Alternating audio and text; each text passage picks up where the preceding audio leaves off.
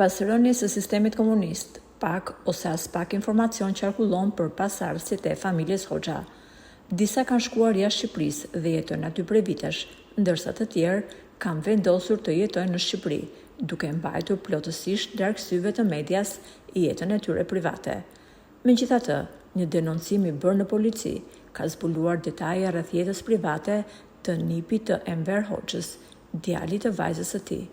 Ai ka shkuar në polici për të bërë një kallëzim, pasi ndihej në presion dhe i rrezikuar. Por, kur policët kanë mbajtur shënim generalitetet e tij, kanë kuptuar se përballë kishin nipin e Enver Hoxhës.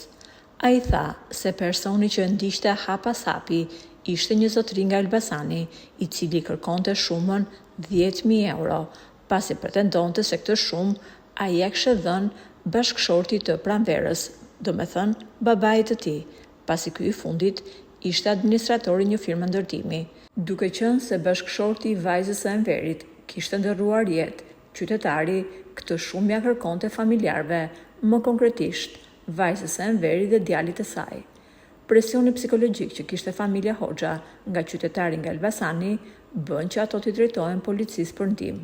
Më pas, policia ka thërritur shtetasin e denoncuar, i cili ka thënë se i kishte dhënë dhëndrit të Enverit 10.000 euro para pagim për blerjen e një apartamenti në një pallat që po ndërtohej.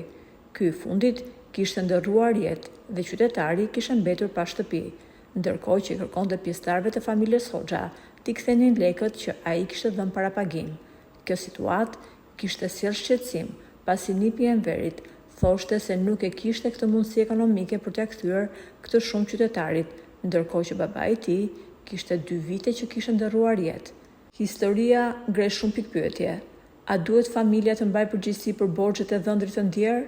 Apo qytetari ka mbetur viktimë e një sistemi ku drejtësia vonon, por nuk harron? Por ju, çfarë mendoni? Për më tepër, mund të lini mendimin tuaj në komentet poshtë videos.